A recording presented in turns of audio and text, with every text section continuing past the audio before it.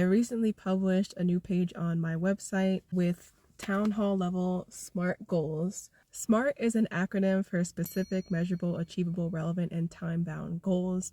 So really trying to put the how behind how we're going to build communities and use our tax dollars to make sure our environments are safe for kids, especially in the wake of our current administration actively abandoning us. I've done a lot of research to figure out exactly which responsibilities our government owes us as citizens in order for us to have environments that are ideal. In this segment, I'm just going to highlight among all the SMART goals that I published for certain criteria, which ones are my favorite. The maximization of positive childhood experiences is one of those goals. The SMART goal that I'd like to highlight this week is the supportive family environment goal. The specificity of this goal is to provide parenting workshops and resources to help families create supportive home environments. Its measurability is to host 10 workshops and reach 200 parents within 1 year. To achieve this goal, the town hall could collaborate with local family support organizations and use existing community spaces. The relevancy of this goal is that parenthood is not easy. People often recreate the home environments they grew up in, regardless of how healthy those environments were. So parenting workshops will create safe spaces to address frustrations and come up with family bonding ideas, hence increasing the occurrence of positive childhood experience number 1, which is having a supportive family environment. In terms of time bound, the schedule for the first workshop should occur within 3 months, and all 10 workshops should happen within 12 months. Today we're focusing on a goal that aligns to a government that would create institutions, structures, systems to minimize the possibility of adverse childhood experiences happening in the first place. Today we're going to hone in on our nation's most vulnerable population, orphans. Providing orphans with an adult and peer-age wellness partners would be a great SMART goal for a town hall to set. If and when rolling out a mentorship program, the town hall could provide local orphans with priorities and matches. Additionally, all orphans over the age of 13 could have a school-age partner that they meet with regularly to confide in. Measurability would come in the form of establishing a support group and engaging 100% of local orphans within 1 year. To achieve this goal, use existing community spaces, mentor training, and honor student programs to recruit and train participants. The reason why this goal is relevant is because orphans, as I mentioned, are the most vulnerable population, often going overlooked without having a proper adult to advocate for them. By creating adult and peer-age partnerships who regularly report on the health and well-being of orphan children, we can ensure that they are being properly cared for. Time-bound, we would want to create mentorship pairings for 50% of orphans over the age of 10 within the first 6 months, peer pairings for 50% of orphans over the age of 13 within the first 6 months, and expand to 100% of age-appropriate pairings within 1 year. Under the category of minimization of adverse childhood experiences, the SMART goal of creating a free or low-cost short-term babysitting service. Hear me out. The goal is to increase time for 1 to 3 hours of self-care per weekday for parents and guardians by creating a schedule of babysitters available to families with children 1 to 7 years old. The measurability of this goal will come in the form of providing Red Cross training and certification for local high school students who are looking for volunteer hours and or are of working age. We'll know that we're measuring up to our goal if we serve 300 children in these programs within 1 year. To achieve this goal, we're going to create shifts for babysitters between the hours of 4 p.m. to 10 p.m. The hours of relief provided will vary by day of the week per household. So families can choose up to 2 days of the week to receive more than 1 hour of relief and up to 3 hours in a single day, and services will not be provided on the weekend. The relevancy of this goal is that caretakers, particularly in single-parent households, often find time for themselves and their household after their children go to sleep, which feeds into a destructive cycle of sleep deprivation. Increase of stress increases likelihood for abusive situations to arise. By providing a break for parents to manage their household and care for themselves during waking hours, families can have appropriate stress loads until their child reaches their concrete operational stage, which is typically around 8 years old. And that child will then be capable of short-term independence. In terms of the timeliness of this goal, We'd want to see town halls create availability of 50 babysitting volunteers or employees within 6 months and expand to 100 within 12 months. Under the category of socialization and education of children, we have promote inclusive socialization for children with special needs. More specifically, develop programs and events that ensure children with special needs can participate in socialization alongside their peers.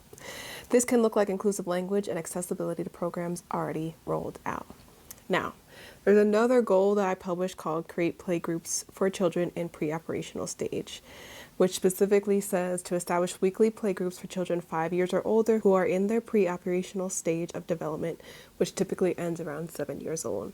I picture this playing out as like using school enrollment to create an app that parents and guardians can sign up for, and that app would allow parents to easily create playgroups with other kids in their area and just like say, hey, I'm going to this playground in this neighborhood at this time if y'all want to join.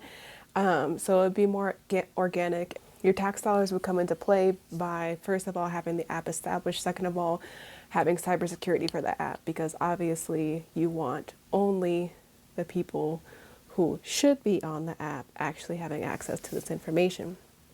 And so if you already have playgroups being formed, you can add features to that app so that there's inclusive language as well as availability of volunteers who specialize in caring after children with special needs to be there when the playgroups get together.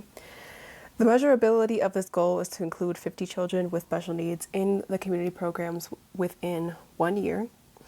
And to achieve this goal, you would partner with special educational professionals and advocacy groups to design inclusive activities. If possible, host one or more community events at facilities designed for children with special needs.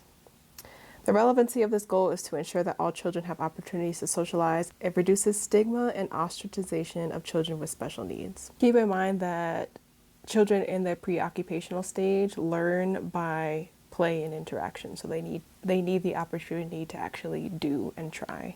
The timeline of this goal is to launch the first inclusive program or event within 6 months and expand to 3 programs or events within 1 year. Under the category of availability of physiological and safety needs as defined in Maslow's hierarchy of needs, our tax dollars would be pulled together to provide free gardening classes to community members. More specifically, provide classes for community members to learn the foods that grow in their area, how to compost, and to sign up to participate in community gardening and or farmers markets.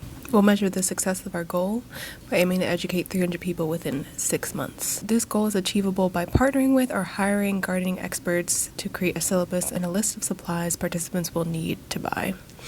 Educating community members on how to grow their own food will increase access to nutritious food, which is why this goal is relevant. And in terms of timeliness, the idea would be to launch the classes within 2 months and reach participant goals within 6 months of the launch. Now, bringing this to your community would make it a lot more accessible across generations. I know people here on TikTok can follow all kinds of content creators who educate on things like how to farm, such as Farm Unique's page.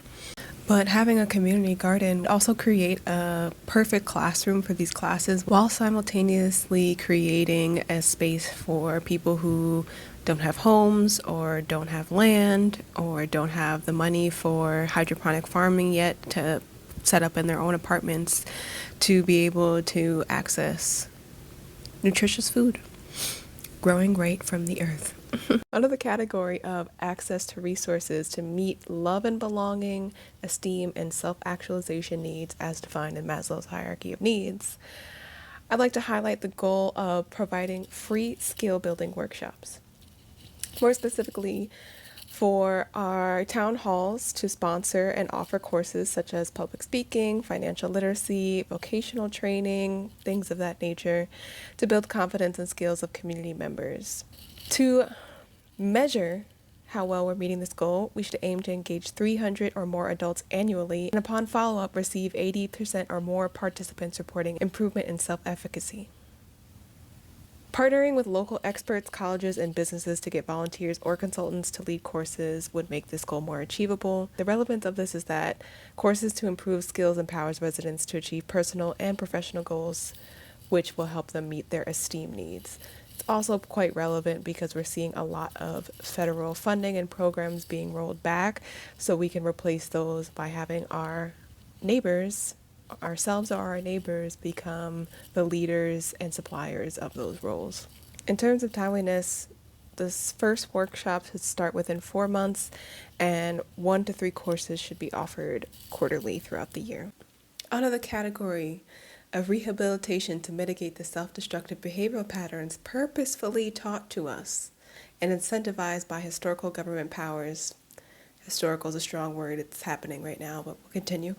Purposefully taught and incentivized by government powers for the specific purpose of ease of exploitation for financial gain, namely, addiction to sugar and other carcinogens, addiction to violence and corruption of innocence, addiction to drugs, particularly opioids. One SMART goal underneath this category is to reverse desensitization to violence and media exploitation. More specifically, to create a violence prevention and youth resilience program that focuses on trauma healing, conflict resolution, and purposeful directionality of strength.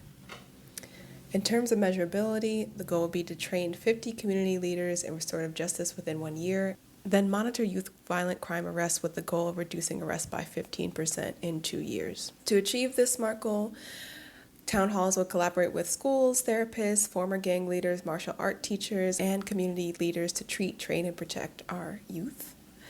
The relevance of this goal is that it would counter systemic glorification of violence while acknowledging the significant power young people hold and helping them take control of that strength to protect their communities. In terms of a timeline, the program could be piloted in 3 schools within 6 months and then adjusted as feedback rolls in. To the category of conduct research to maximize happiness of citizens and system adjustments in accordance to proven patterns. Wouldn't it be cool if our town halls established a thriving informed budgeting model where they could use tools like AI to collect data and allocate municipal spending towards areas of the greatest impact or need based on that data? We could aim to shift 15% of discretionary funding to well-being projects within 3 years and track citizen satisfaction with the budget priorities every year. There's like this thing called the well-being metric that could be used to compare projects and how satisfactory they are to us.